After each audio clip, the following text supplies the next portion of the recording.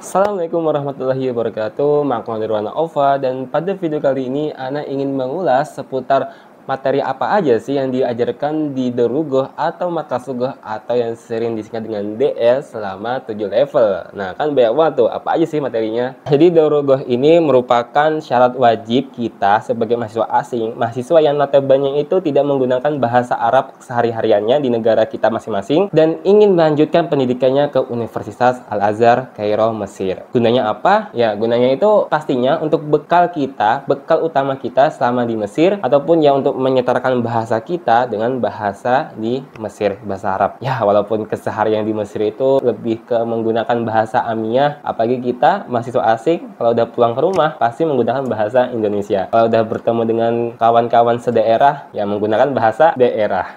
Oke, jadi kalau kita lihat timeline perjalanan mahasiswa baru untuk bisa sampai kuliah di Al-Azhar, itu yang pertama daftar kuliah dulu. Ya bisa lewat Kemendak atau yang lain. Lalu ujian seleksi. Yang ketiga pengumuman. Nah, kalau udah lolos, ujian penempatan level bahasa. Lalu yang kelima baru Darulugoh. Yang keenam kuliah. Nah, 6. Nah, itu untuk di tahun-tahun sebelumnya. Jadi ujian Kemendak di tahun-tahun sebelumnya itu hanya sebatas kelayakan kita untuk mendapatkan rekomendasi dari Kemendak agar kita bisa kuliah di Universitas Al-Azhar Mesir Kairo. Dan untuk tahun-tahun sekarang ini ada perubahan. Jadi ujian Kemenak ini merupakan ujian kelayakan kita untuk mendapatkan rekomendasi dari Kemenak ditambah ujian penempatan kelas di Darulugoh. Nah, jadi lebih simpel jadi gitu. Pada video sebelumnya Ana pernah membahas mengenai Darulugoh di Indonesia dan Darulugoh di Mesir, ya dari segi sistem pembelajaran dan juga dari plus minusnya dan juga apalagi ya kesan-pesannya gitu kan ya. Dan untuk video kali ini Ana akan mencoba untuk membahas mengenai apa saja kurikulum yang diajarkan selama di Darugoh. Bagi yang ingin tahu apa saja itu, tonton terus video Aywa kali ini. Jangan lupa untuk like, komen, dan share jika bermanfaat.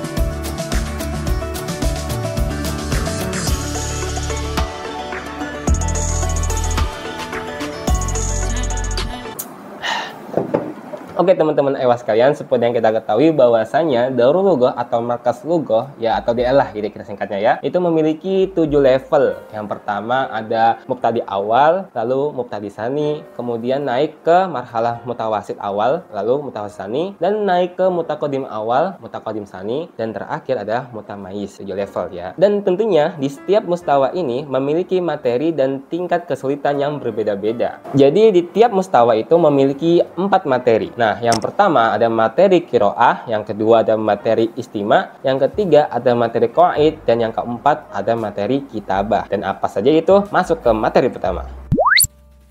Materi yang pertama adalah kiroah, yaitu bacaan. Ada teks-teks Arab dan dimana kita wajib untuk membaca, ya wajib memahami dan wajib mengetahui apa sih tujuan dari teks tersebut. Biasanya itu para dokter akan menanyakan kepada kita semua apa saja mufrad-mufradat yang tidak dipahami atau kata-kata yang susah untuk dimengerti. Biasanya nanti ditulis di depan tulis, lalu dokter akan menjelaskan dengan muradif-muradif ataupun dengan permisalan-permisalan sesuai dengan apa yang kita minta. Dan biasanya itu di setiap selesai materi pasti nanti kita akan mendapatkan soal-soal untuk dijawab, untuk mengetes seberapa paham kita mengenai apa yang disampaikan oleh para dokter atau yang kita pahami dari teks tersebut. Tapi itu semua tergantung dokternya sih.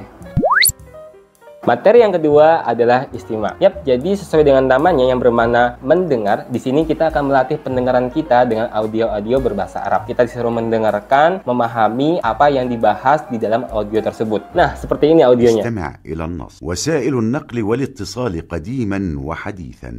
Dan biasanya audionya itu pasti suka nggak jelas suaranya. Kayak suara yang kremeng-kremeng atau ya gitu-gitulah, bikin kita selalu ngomong Ustaz, anulah nasma jayidan, asaud gerwadih, sering banget seperti itu. Nah, setelah kita mendengarkan dan memahami isi audio tersebut, biasanya kita langsung dikasih soal mengenai pembahasan yang ada di audio tersebut. Biasanya sih kalau tuturnya lagi baik, kita akan ditanyakan apa yang kita nggak pahami dari audio tersebut, dari mufrodat ataupun permisalan-permisalan yang ada di video tersebut. Ya kalau enggak ya langsung tugas.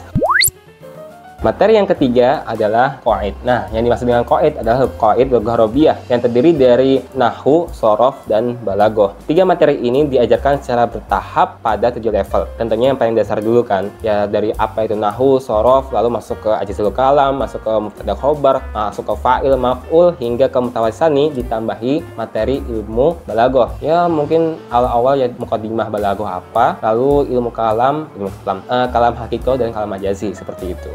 Untuk materi ini, bagi yang sudah menguasai ilmu nahwu, shorof, dan balaghah secara mendalam, ya mungkin bisa kita anggap ya di sini itu mereka hanya untuk mengulangi atau memurojaah saja. Tapi bagi yang belum menguasai secara mendalam, tentunya di sini ada banyak sekali faidah, tambahan, dan penjabaran yang sangat-sangat bagus untuk kalian dapetin. Terutama cara pengajaran di sini di markas lughah itu lebih ke apa ya? Kata-kata yang mudah dipahami saja, yang langsung kita pahami tanpa ribet-ribet gitu. Jadi maksudnya itu menjelaskannya itu lebih simpel dibanding kitab-kitab turos gitu maksudnya. Dan di materi ini juga sering sekali kita menemukan perbedaan apa yang diajarkan doktur dengan apa yang kita dapetin selama di pondok dulu. Jadi pas kalian menemukan perbedaan nih, kok yang kita pahami beda dengan apa yang diajarkan doktur. Nah, kalau udah seperti itu langsung saja kita tanyakan. Kalau memang para dokternya itu masih kekeh, masih menolak dengan apa yang kita sampaikan, ya udahlah sami'na wa ata'na gitu seperti. Karena mungkin ya kita lebih kurang pengetahuannya atau kurang baca, sedangkan para tutornya kan sudah S1, S2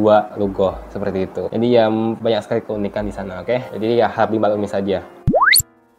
Materi keempat adalah materi kitabah. Jadi materi ini berisikan bagaimana cara penulisan yang baik dan benar dalam menulis surat resmi atau non resmi. Juga tentang mengenai penggunaan tanda baca, titik koma, kata sambung, ataupun juga huruf-huruf sambung yang ada di kitabah Arabiyah. Ya, jadi seperti cara penulisan dalam surat undangan, surat ucapan terima kasih, ucapan selamat ulang tahun, ucapan selamat lulusan, ucapan kelahiran, ucapan ya kematian, ucapan apa ya? Ucapan duka atas kematian seseorang. Nah, itu maksudnya. Astagfirullah. Lalu di kitabah ini juga membahas bagaimana caranya kita menalkhis suatu teks dan juga bagaimana cara kita mendapatkan gagasan utama atau menemukan kalimat pokok atau kalimat inti seperti itu. Dan tentunya masih banyak lagi yang lainnya. Oke, jadi untuk materi kitabah ini, kalau misalkan kita sudah memahami cara penulisan atau cara kitabah yang baik dan benar dalam bahasa Indonesia, itu akan sangat membantu kita untuk memahami qawaid kitabah yang ada di Arabiyah seperti itu. Karena qawaid kitabah Arabiyah dan Indonesia itu memiliki kesamaan ya 11-12 lah ya. Tapi walaupun gitu ada juga perbedaannya. Jadi nggak semuanya sama. Tapi kan ala kulli hal itu akan mempermudah kita atau mempersingkat kita untuk mempelajari qawaid kitabah dengan baik dan benar secara cepat seperti itu kan.